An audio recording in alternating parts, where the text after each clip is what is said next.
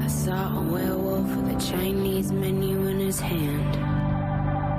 The views and opinions expressed in this podcast do not necessarily reflect the view of Wolfpack Research or any of its officers. The views and opinions expressed by guests are their own, and their appearance on this program does not imply an endorsement of them or any entity they represent. We are not investment advisors. We hold no registrations with the SEC, FINRA, or any other regulatory agency, and none of the opinions expressed on this podcast should be considered investment advice. The listener should assume that we have positions in and stand to benefit from any stock or other security mentioned on this podcast. Do your own research before making investment decisions.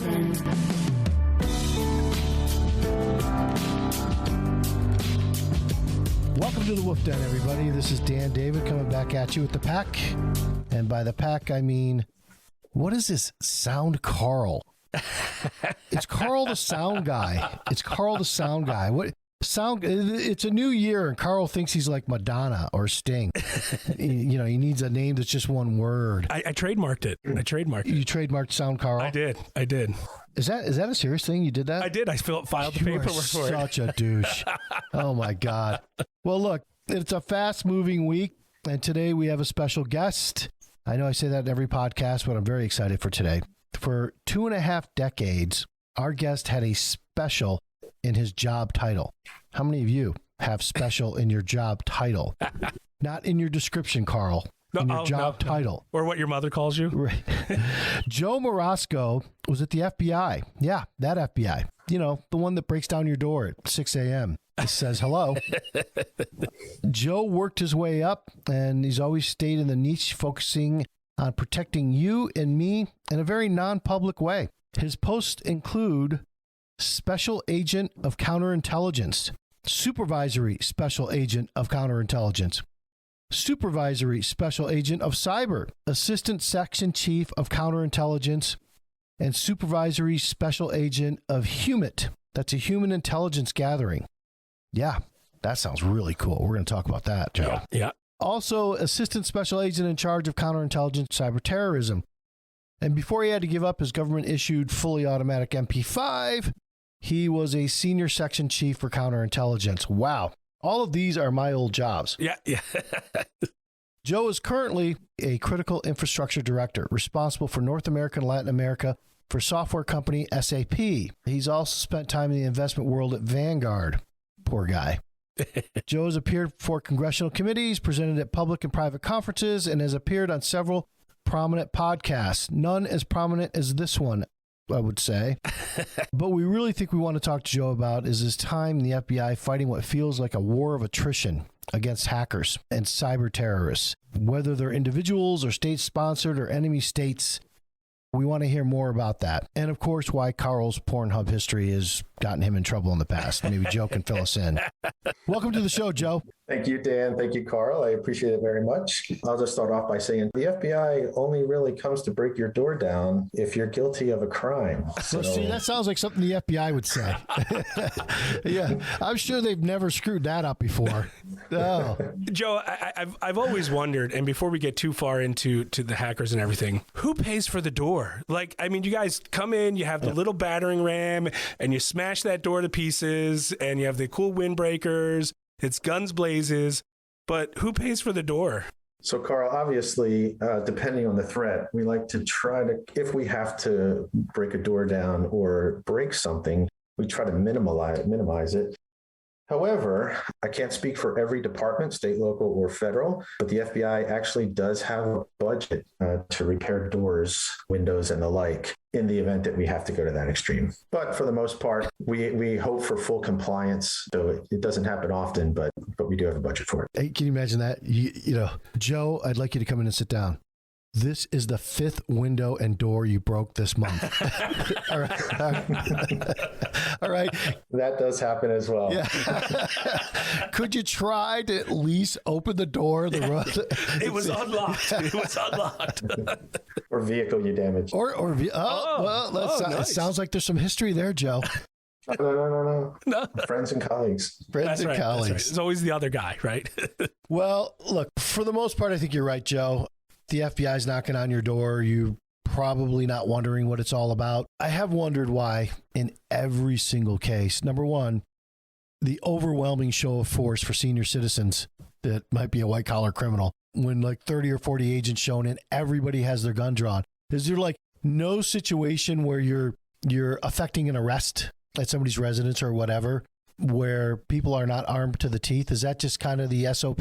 So obviously it depends on the crime, the violation. With the FBI, which I really always appreciated, for every arrest that we conducted, we would typically go in with not a set number, but typically a minimum of 10 agents, right? Wow. And for that reason, because we really want compliance. We want to go home at the end of the night. Yep. We don't want to lose law enforcement officers, task force officers, FBI agents. So we do tend to go in with a show of force. However, you might think that a white collar crime might not be as serious as a terrorism crime or a gang or drug crime. However, those individuals also have a lot to lose. So you consider what they might possibly be facing: jail time, life in prison. They always have the propensity to go full bore, to come out blazing, because they do not want to go to jail, let alone sit the rest of their lives in jail. So we treat every violation the same. We go in to stop the threat, to anticipate the threat, and that's typically our MO. Yeah,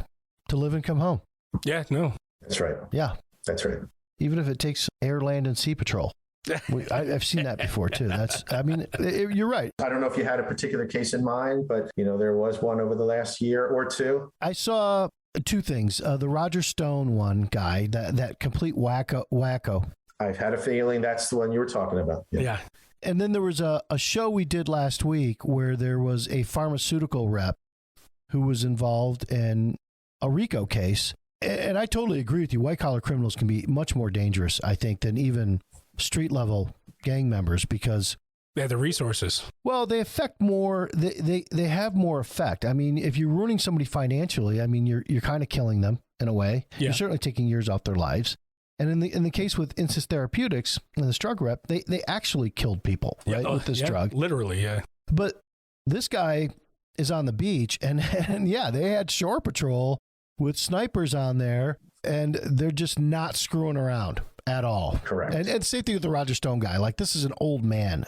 Again, not screwing around, an overwhelming show of force. But, when it comes down to it, I'm all for the FBI, everybody going home safely. Yeah. Yep, Dan, and not everybody will agree with me. Not everybody will agree with the FBI. Not everybody likes the FBI. But having spent almost 24 years in the FBI, every organization is going to have a few bad apples, regardless of where it is around the world. But the vast majority of FBI employees, they're there for the right reasons, to do the right thing, to forward the mission, and to stop crime on a global scale. Yeah. And our bureaucracy, I think bureaucracy gets kind of a bad rap in the name of itself, but it really has saved us in the past. Absolutely. The bureaucrats that are there, which a lot of FBI senior officials are nominally bureaucrats, right? Sure. Kind of stop, I don't know, dictatorships, coups, terror attacks. I mean, domestic and otherwise. So, and stuff we don't know about. Correct. We're big fans of the FBI here. I love them. I like them. I think they're good. I have notes. I'm glad to hear that. Let's go over the notes. Because they are listening. Yeah, sure. Great. Listen up. Speaking to the pen. Yeah. Hey, listen, I've had the pen mic pulled on me before. That was with the Mossad guys, Black Cube. Oh, yeah, that's right. Yeah. God, I turned it on them. That's a whole nother story. I wanted to talk to you because some of your particular background was in cyber-terrorism. And this is something that is just really, people have just given up, I think. I know I have in a lot of ways. I don't know if I shared with you at one point that a couple of years ago, the FBI called me unsolicited and said, you're being monitored by China. And I'm like, yeah, welcome to the fucking party. I mean, it's been happening for a while. And they wanted to come to the office and clone all my computers and take all of my hardware, which I was fine with. So I said, come on. So this wasn't a local field office, by the way, from Fort Washington or Philly. They flew in, and they really had no answer for how a private citizen like me protects themselves against being monitored by a foreign government. What is the answer? So typically, violations like that, or that scenario that you just presented, would typically be handled by a local field office, by the cyber program, by the counterintelligence program. There was probably, if they came to you saying that you were being monitored by the Chinese government, and you say it was not a local field office, I mean, we do have like a cyber response team that would typically get deployed for a major incident. Yeah, I don't want to say what state they were from because I don't want to screw them up. They were very good guys. They spent a couple of days in our office. Yeah, that's fine. But they were from state far away. They probably knew and were not in a position to tell you everything. There are absolutely ways that you can protect yourself. Okay. And it goes down to what we tend to tell individuals and companies alike is to just make sure that you are keeping your antivirus softwares up to date, both personally and professionally. The reason I say personally and professionally is because you could work for a big company, any given company, and you have the money to make sure that your security, your network is protected. But then you go home, go to your personal computers where they're not very protected, and you're putting your whole life out there on social media. And if, what we tend to find is that some people in those positions don't have social media accounts, yet their family members do. And their family members, children, teenagers, spouses, they're putting all that information about your entire life, maybe places that you're traveling to, either individually or as a family, where you're going on vacation, big promotion that you received, or a big bonus that you received. And then that's where those weak links occur, where nation states, criminals, hackers, the teenage hackers, all the way up to the 45-year-old hackers that are still living with their parents in the basement. Hope I don't offend anybody, but Carl. It's absolutely true. I didn't want to say that. But so there are absolutely ways to protect yourselves. And then also the selling of information. Make sure you're aware where your information is going. If you're answering or addressing telephone calls or emails that you receive, or just something on social media that is asking you to submit your name and so on and so forth, personally identifiable information like just enter your date of birth. These individuals can find out a lot of information about you. You found out a lot more information in my intro there than I even provided. There are absolutely things that you can do and should do. Most people don't take the time to think about it or do it. And then that weakest link is where they usually get in. Well, all right. You're a cyber super cop. I mean, there's just no other way to put it. But, what you're saying to me is kind of what's out there, right? You have the right antivirus. And by the way, if you have one you like better than others, tell us. And we have to change our lifestyle of our children. That's a real tough thing for kids to do. I don't know if you've noticed, but saying no to kids is not a parent's strong point these days. Even that being the case, I don't know that they're going to do that, number one. And number two, even though I nominally do all of that stuff, I mean, I have some social media presence on Twitter because I need it for business. If China wants in, they're getting in. Am I right? China or any other given country wants to get in, they will get in. And you're absolutely right. I have 2 teenagers of my own. And if I tell them to stay off of Instagram, Snapchat, TikTok is a China-owned entity. I'm convinced there's backdoors all over that thing. Yeah. So you're right. You can inform or try to inform a teenager as much as they want to listen to a parent, but you will never fully be able to stop it, which is why if you can take all of the precautions that are available to you and you try to mitigate those threats and vulnerabilities, it's better than just ignoring it and hoping it'll go away. The world has become a lot smaller with the internet. Yeah. And and globalism. In globalism, you no longer have to send an intelligence officer 10,000 miles away to steal information. You can do it with a couple keystrokes on a computer. Yeah. A lot quicker, a lot cheaper. Are VPNs really effective? VPNs are effective. Oh. And I would say if they're administrated properly, then they can. VPN, particularly in the last, 2 years now with the pandemic and a lot more individuals working from home, a lot of companies closed their doors at the drop of a hat back in March of 2020. So forced everybody to go online. A lot of companies had VPNs in place and a lot of companies had a scramble to get a VPN. So again, they are safe, but it's also just incumbent upon the cyber infrastructure of that particular company to make sure that the bugs and fixes and patches are kept up to date. Well, good information. That is good to know. We get that question from time to time. Joe, I have to say the attacks are relentless. Mm-hmm. But I also feel some of them are so clumsy that it amazes me that even some of the corporations like Google or the Facebook or whomever allow them to even kind of go through, oh, you've won the lottery from the Liberian king, or hey, your bank account that you don't even have a bank account at has been hacked, or the phone calls with the robocalls where you get the voice that says, this is the FBI, we've issued a warrant for your arrest because there's a violation on your social security number. And the English is off. It just amazes me that the corporations are even allowing some of this to go through. Several things here, right? They have to battle freedom of speech, right? People want to put that out there. They can do it. Also, it's going to take some time before the social media accounts or companies are going to realize that it's not a legitimate company, not a legitimate offer, and so on and so forth. I mean, it might look legitimate to some and be obvious that it's illegitimate to others. And those would be the elderly, those with financial difficulties, either temporary or permanent. We've even had FBI employees that fell to these same scams.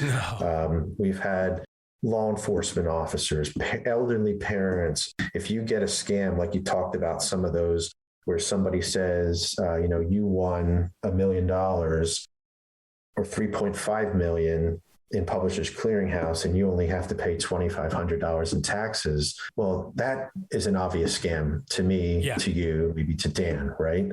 But somebody that really needs the money or thinks, wow, that's really a good deal. Let me just try it once. There's reviews out there that people actually got their money. Well, those reviews are false as well. So obviously they're going to make it look as legitimate as possible. As far as the social media companies, they don't always know. And then I'm sure that they're taking them down as soon as it's made available that they are. But the other thing that I'll say is the scammers that are doing this, Carl, are very good at what they do. We would see servers being rented or whatever you want to call it for a year at a time. And now we see these same hacktivists and scammers, they're leasing these same servers. I mean, it was a year, then it was down to 6 months, 3 months, a month. I mean, they can change their servers every week if they have to try to dodge law enforcement. They get new phone numbers, which is why the robocalls, you can block a phone number on a robocall, but then they have hundreds, if not thousands of other phone numbers that they're going to call you from. So it is relentless because technology, it's only getting better, faster, more capacity. So these types of scams are not going away. We, meaning U.S. government, state, local, federal, private sector employers, have to do a better job of informing people, employees, to know what to look for and what to do and not to do. Well, okay. We throw around the term cyber-terrorists quite a bit. I mean, do you believe that you can be a terrorist simply from behind a keyboard? Absolutely. Okay. So I have one question for you. Why don't we kill them? No, I mean it. I mean, like, why don't we put them on that drone strike list like somebody who is otherwise known as a terrorist and kind of a kinetic field of battle, right? That shoots at people. You talk about our critical infrastructure, right? And I would like to know at some point what you think, we should be worried about there. But why don't we put any of these people on a killer capture list? So that is probably a much deeper conversation than on a 25, 45-minute podcast. But I will tell you, Dan, that obviously the first mitigation effort is not to just kill these people. Mm-hmm. I don't think any law enforcement or sworn law enforcement officer, the first thing they're thinking of is let's just go out and kill that person.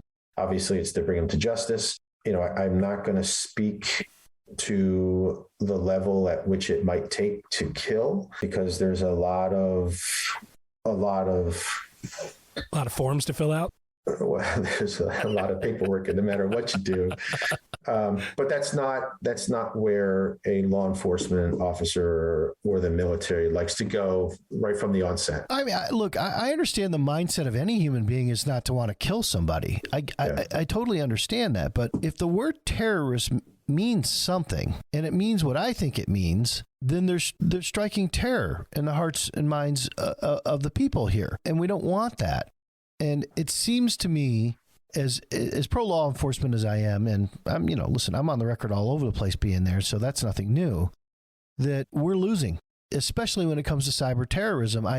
Maybe we're just better at not talking about how we affect with, Stuxnet. What is it called? Stuxnet? Stuxnet, yeah. Yeah. Or any other, but we're getting nailed every day from Russia and China and everybody else. And they've got these really cool numbers for names, as their group. And nothing seems to happen to any of these people. It seems like that would be emboldening.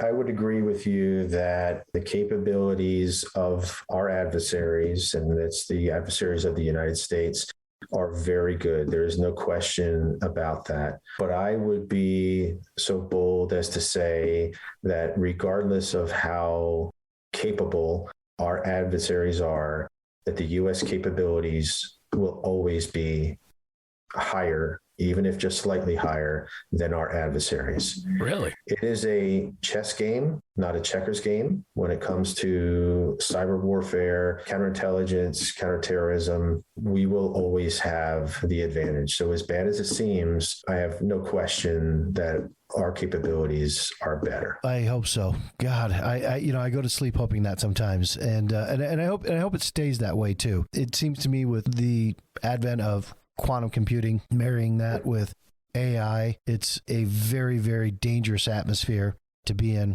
I think China has the only quantum computing satellite, unless the United States just hasn't admitted it. That's what I tell myself, that we do have that. It's something that we're watching closely, and something people in investing who listen to this show are concerned about. Front running their trades, things of that nature. We're a capitalist society, and money does matter. And you say the gap is closing between us and our adversaries where skill level is concerned. We're still far above, and you believe we always will be, and I think that's great. How do we continue to stay above with talent and what the government can afford to pay these guys who are executing these orders, the ones and zeros guys, versus the unlimited budget of Silicon Valley? Whether it's the cyber professionals that we need as a U.S. government, or, for example, like the drone strike operators, and the government will never have the money to pay these individuals like the private sector does. When you go into the public sector, whether it's in the FBI like I did, or whether you go into the military like a lot of other people do, you're doing it for love of country, because that's what you believe in and that's what you stand for. We've had very skilled individuals in the cyber arena that we lost to the private sector. Yeah. Because of financial payments and salaries and the like. We hope that those individuals will pay it forward or pay it back to their service here and continue to work with the U.S. government. And I know that, the majority of the retired FBI that I worked with that have done just that continue to pay it back because they have seen it from the other side.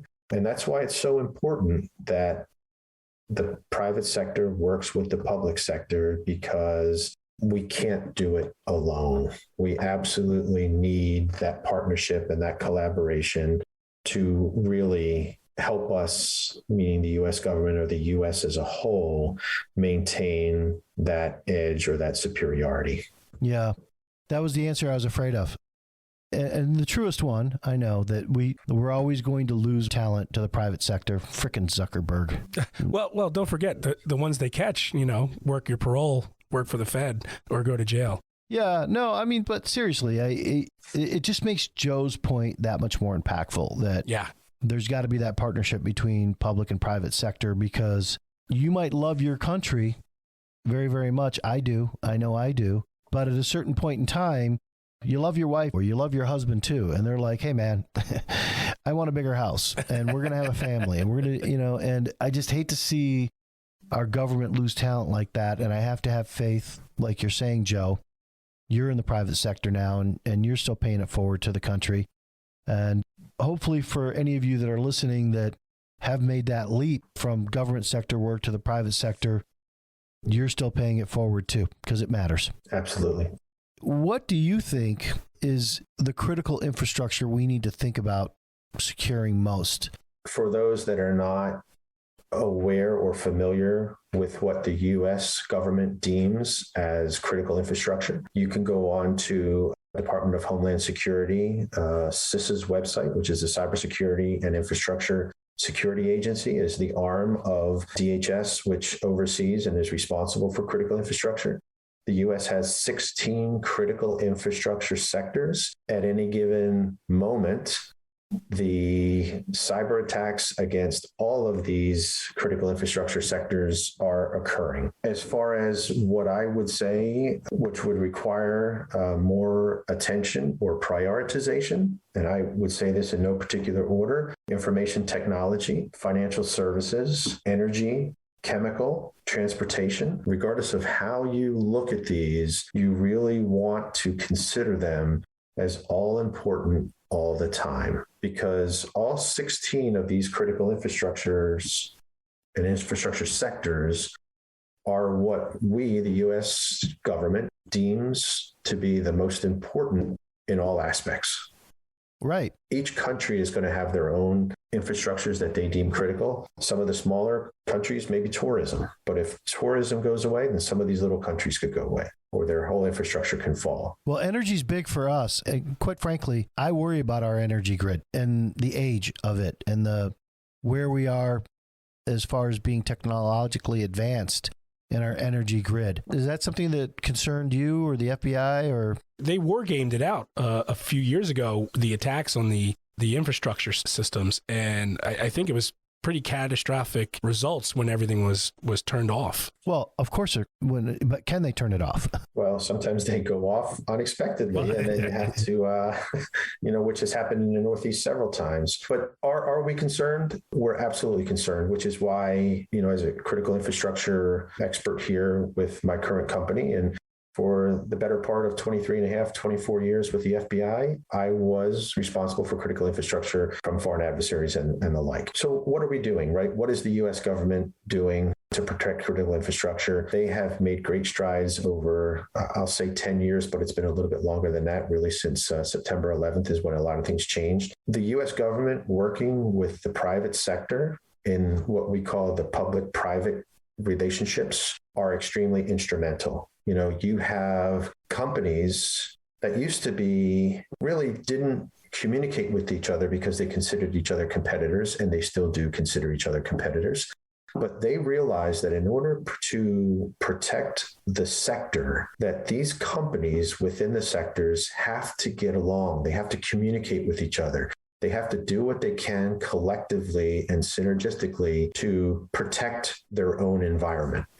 So not only do you have companies talking to each other, sharing data, sharing information, sharing threats, and working out ways to mitigate it together, but now those companies are working closer with the U.S. government, state, local, and federal, but also with the U.S. Attorney's Office, Department of Homeland Security. You might think it's just the U.S. government helping the private sector, which is not necessarily the case. The U.S. government does a lot with very little because we don't have the money that we see in the private sector.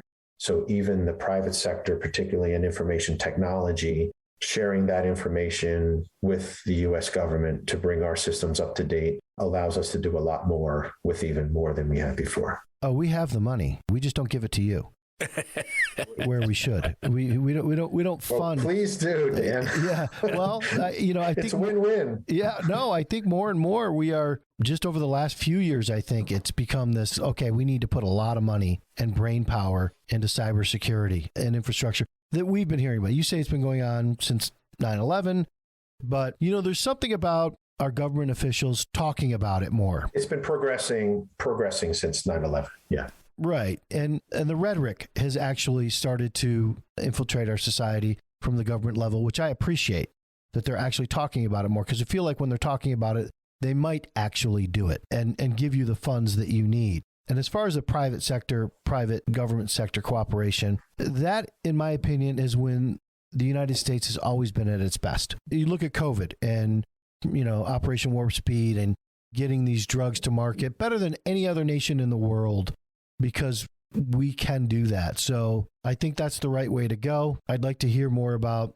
from our government officials how we're getting there, because it just seems to have happened last year that we had, two companies, private companies that were taken down and ransomed. The meatpacking one? Yeah. Correct. The ransomware. Yeah. And these are the individuals that I would love to see perp walked someday. Like, okay, here's the one that got whatever the meat producer's name was. Yeah. And we got them. Here they are, but we never seem to get there so far. I remember just several years ago giving a presentation. It was a national security and cyber presentation, and it was a lot of different agencies that were there, FBI, DHS, U.S. Attorney's Office, and asking the private sector to work closely with the U.S. government. At the very end of the presentation, I think it was a 3-hour whirlwind, and somebody stood up in the front row and said, "Joe, I totally get what you're asking for. I understand why you're asking for it, but not for nothing. But if my company gets hit by a cyber attack, I'm calling a mitigation company to get it cleaned up and off my system as soon as possible. I'm not calling the FBI to come in, ask me to leave it there so you can track it and so on and so forth." My response to that was, I don't blame you if you feel that strongly that you want to get it cleaned up. We're just asking that you call the FBI at the same time. Because the only way to continue to track these bad actors is if we have some of the signatures from the event. And if we don't have anything, or the U.S. government doesn't have anything, there's really nothing to go after. Don't the mitigation companies call you in tandem? I mean, I thought most of them did. Not always, Dan. Sometimes it really just depends on the relationship. Oh, that's a shame. That's a miss. Yeah. A lot of times you have former FBI, CIA, DHS retirees that go to work for some of these companies. They're going to be reaching out as much as they could. But, you might have a company that says, I don't want you to call the FBI. Wow. I put them on the terrorist list, Joe. Yeah, well, and then you want to kill them. Yeah. Well, I mean, if it's not an effective deterrent, then we probably shouldn't be doing it at all. So. Yeah, it's just better collaboration and cooperation with everyone is really what's going to help everybody. Yeah, agreed. I'd love to think that we would get there. Bitcoin. It seems like all of these things are paid in Bitcoin. What a lot of people don't know is our biggest Fortune 500 companies, I'm told, and authorized by their board of directors, have Bitcoin just in case, because it's not something you can just you want to go out to the marketplace and get when you need it in a day. Is Bitcoin a help to our country and our currency, or is it a threat? Depending on who you talk to, and I hate to say that, but it is absolutely the case. Cryptocurrency in general, not just Bitcoin. There's a lot of people out there that think that the banking system is going to crash. And when it does, you better have a backup. At the same time, cryptocurrencies are used in a lot of crimes on the internet, the dark web. I know that was a topic that we may or may not get to. That's kind of how cryptocurrencies came onto the scene. It was a way of dodging the banking system where, criminals thought that the law enforcement would not be able to reach them. I can tell you that law enforcement has done a great job in being able to surf the dark web. Obviously, we have our own cryptocurrencies in order to make financial transactions in that world. But at the same time, I really, my background is in finance. I really don't know where the future of cryptocurrencies is going to go. There are a lot of businesses out there. I think they started with bars and online tradings that would only accept Bitcoin and cryptocurrency. It is absolutely a lot more widespread. But if for whatever reason, just like the current banking and finance industry, if Bitcoin crashes or cryptocurrencies crash, there is no safeguard. Me personally, I think it's a risk investing in cryptocurrencies. For those that want to invest, buy and sell, I personally don't have any issues with that. It's probably a great idea to at least understand what cryptocurrency is, what you can do with it in the event that it really does take off into a major, trade currency around the world. Well, I think it already has. I have a friend that just moved to Puerto Rico and he can't afford anything in Dorado because of all the crypto guys just came in and they want to establish residency there before they sell any more. I'll tell you anecdotally, like the two FBI guys who came to my office, they wanted to know two things. that were very, very important to them. Where to get a cheesesteak, the right place.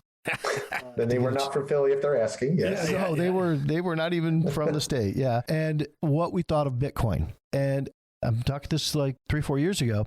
And they both owned it. They wanted to hear that they might not work for the FBI anymore because I think they owned it in the 3-4 years ago. They owned it. $2,000-$3,000. Yeah, probably less than that. Yeah. So yeah, even the FBI is kind of split on Bitcoin, I think, as far as personal opinions and what they'll own in their investment portfolio.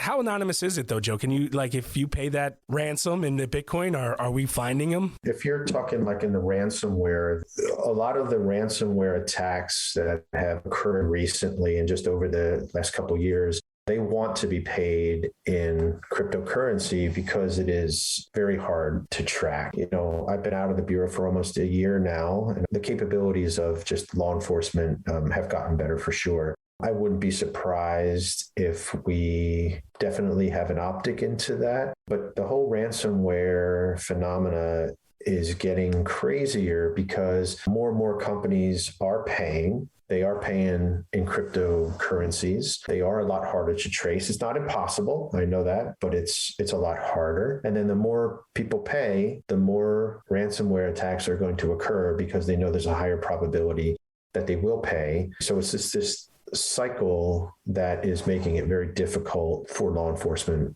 to stop. And, you know, I think it's going to be like the drug wars, right? I don't think you will ever be able to stop the drug wars. You just hope to be able to contain or mitigate them as much as possible. Yeah. And the dark web, you were talking about that. What is the dark web? I've never actually seen it in person. I mean, Carl, do you know how to use the dark web? It's probably a good thing. No, I get all kinds of alerts that says my name's on the dark web, but... Oh, I'm sure. All of them. All of your names. Yeah. I bet. Your Jedi name's on there, too. Joe, I take it you've been on the dark web for your work.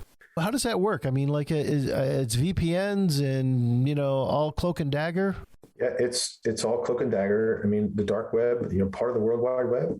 It's only typically accessible by means of special software, you know, allowing users and website operators to remain anonymous and untraceable. When the dark web started, it was typically by invitation only. And that was a way to keep out law enforcement and just so they knew who was actually coming and going from the dark web. However, it's become a lot more widespread than that. And typically the only types of transactions that were occurring on the dark web were human trafficking, drugs, murder for hire, and just a plethora of other illegal activity. Fun stuff. It's still happening, right? Absolutely still happening. Yeah. So there's no way to just shut down the dark web. You can shut down certain aspects. You can shut down illegal activity. You can attempt to identify the actors that are in there. As far as completely shutting down the dark web, I don't even think that's a possibility just in cyber world that we live in. I don't think it would be, because if you close down one room, others are out there and you can just keep opening them up, just like we talked about with the robocalls and the phone calls. I mean, there will always be parts of the web, almost like a universe type setting, where just multiple rooms at any given time throughout the entire network. We should farm it out to China. They could do it. I mean, look what they've done with the World Wide Web in their own country. Clinton's famous saying when opened up China to the WTO and bringing them into democracy. And I think the question was posed like, how are you sure they're going to adopt democracy? And he's like, you know, it's called the internet. Let's see them try and control that. Chuckle, chuckle. And they do. They do. It is a global problem. And you think about the cyber expertise in just the countries that you named there, Russia, China, Iran, North Korea, the United States, on a global scale. Just imagine what is going on in these hidden compartments in the dark web. I mean, look what's going on where everybody can see, right? Let alone in the dark web where they're anonymous and invite only. And it's a whole new world. And, you know, I had a colleague that used to say, for the younger generation that's growing up in this environment, you know, they're the digital citizens. Whereas those of us that are a little older, we're the digital immigrants because we're trying to learn all of this after the fact. Yeah, but we played football outdoors. So, look, I couldn't agree with you more. Yeah, so we win. It's just interesting how things change over the years. North Korea gets undersold on cyber-terrorism when, in fact, they famously hacked Sony. Yeah.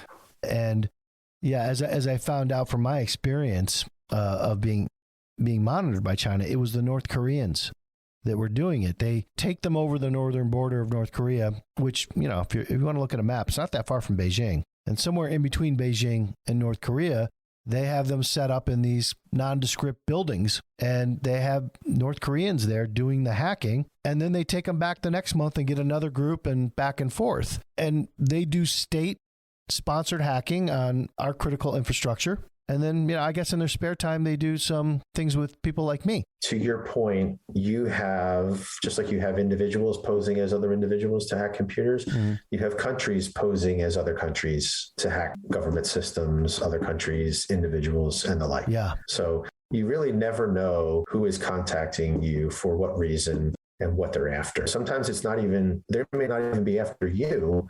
They might be after the contacts that you have, the contact information for those individuals that they really, really want to get. I think that was part of it, actually. Yeah. Yeah. Look at you. Look how good you are at what you do. See that? Yeah. Were they after you to get to me? Yeah.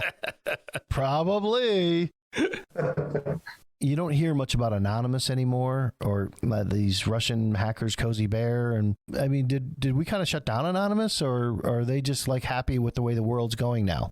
While Anonymous was big and they had their fanfare, I think it's really probably morphed into bigger groups of individuals that have taken on those responsibilities. I can't speak to what happened to Anonymous, whether Anonymous was one person or multiple people.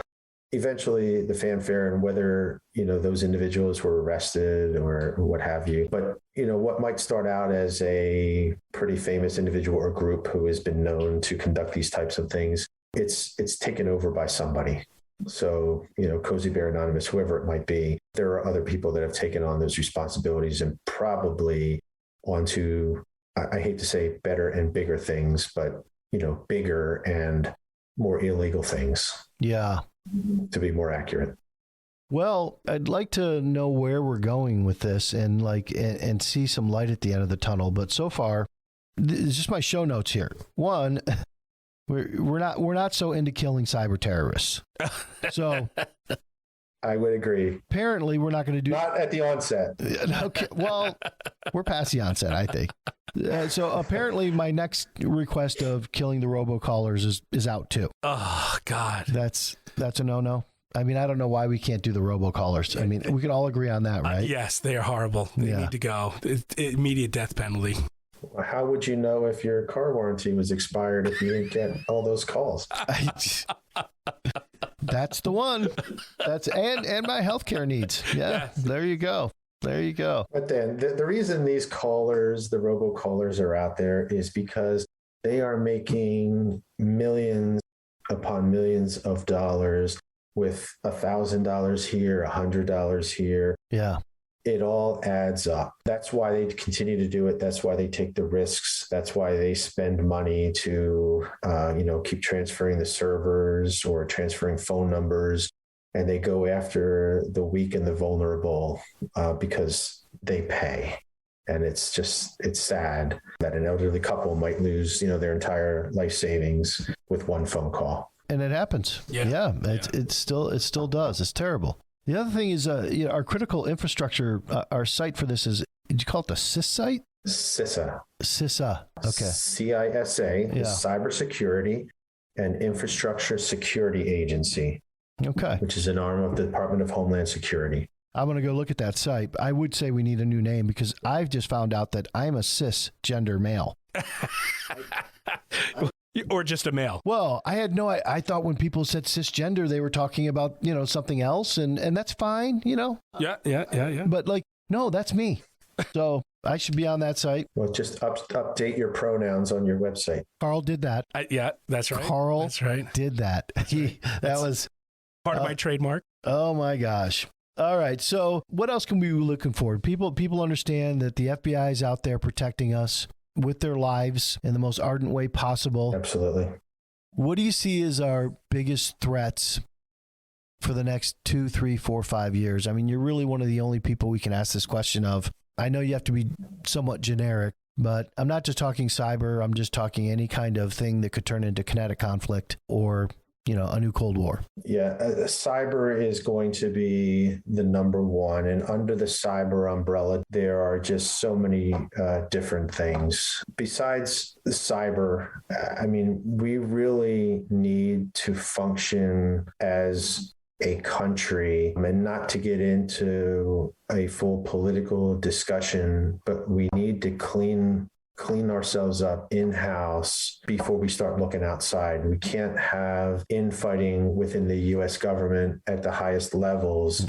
Agreed. And expect to fight the adversaries at the same time, because having seen this firsthand, where the rest of the world, the good and the bad, are watching every move that we as a country are making. And there are countries out there that, you hear that, they don't like the United States. They don't like Americans. There are countries out there where that cannot be exaggerated enough. They don't just not like Americans or not like the United States. They totally despise everything that we stand for. Yeah, they want it gone. They want it gone. Yeah. And when you talk about the discord at the top, a lot of this is fomented by foreign countries.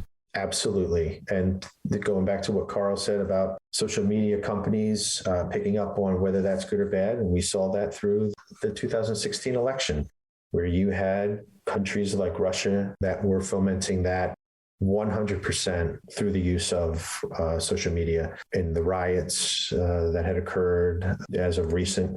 I mean, these countries are on there to try to, cause discord here in the United States. And I think we can all see that it's working. Yep. Yeah. And I feel like we've learned, I mean, this is not an FBI comment, but I feel like we've learned nothing from it. It still happens. It still happens effectively. And when you talk about how people are across the world are watching our every move very closely, some of them are watching it because they now think they may have a choice. It's the U.S. or China. Oh, yeah. I mean, who do we take money from? When you talk about this Belt Road policy, that's really a military infrastructure policy that is set across Africa and is going to is already leapfrogging from Africa to South America to screw with us in our own hemisphere. If you look at a map right now from 10 years ago of U.S. or Democratic influence in South America, it would have been almost all blue, save for Venezuela and a few other countries. Now it's more red than blue from the influence of China money. Right. How does the FBI view that? What do we do? We take it one step at a time, right? I can tell you that the FBI is looking at this from every angle, from an intelligence standpoint, from a national security standpoint, counterintelligence or counterterrorism, from a criminal standpoint, from white collar crimes, financial fraud crimes, to drugs, because sometimes the drug trade, that money goes to supplying a lot of illegal activity. Sure. Yeah, fentanyl. Yeah, sure. Yep. So everything is interconnected. Well, thank you for what you do. A real American hero that's done a lot for our country. Do you have any parting words for our listeners on how we can all do our part to protect ourselves? I mean, I love the fact that we got to have a better attitude about each other. That can't be overstated. But what else is there that you think that we could do that would help us stay number one in the world as far as a place to be admired? We just need to collaborate amongst ourselves, go into every situation open-minded. Don't go into relationships, whether it's personal or professional, thinking that somebody is out to wrong you. You need to be able to communicate and talk things out. And that's the only way that things are going to get resolved, because everybody is online and a lot of emails, text messages, and that's how everybody communicates. A lot of times they get misconstrued, right? So pick up the phone and call. Yeah, I agree. Meet somebody face to face, shake a hand. But, that's how work gets done around the world, even with adversaries. We need each other. We need China. We need Russia for certain things, right? We need the Middle East. So we all need to get along. It's very difficult. And unfortunately, it's the world we live in. That might sound very trivial. No, it's good stuff. And being a little more elaborate. You're not the kind of guest that people I normally part with, here's how you follow Joe's work, or how you contact Joe and this kind of stuff. But, you're not going to follow his work and you're not going to contact him. So he doesn't have a Twitter handle for you guys to just jump all over anonymously and call him names. You can save that for me. I hope you enjoyed hearing from Joe. And if you did, give us a retweet, give us a like. If you didn't, well, you're probably a terrorist, and you know how I feel about that. You know what's coming your way when I'm running things. That's right. That's right. All right. Thanks, everybody. And to our listeners, thanks for listening.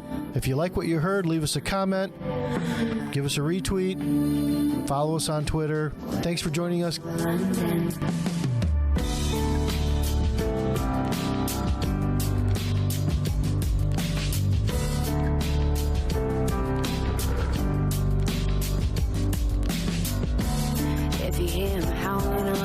Kitchen door. You better not let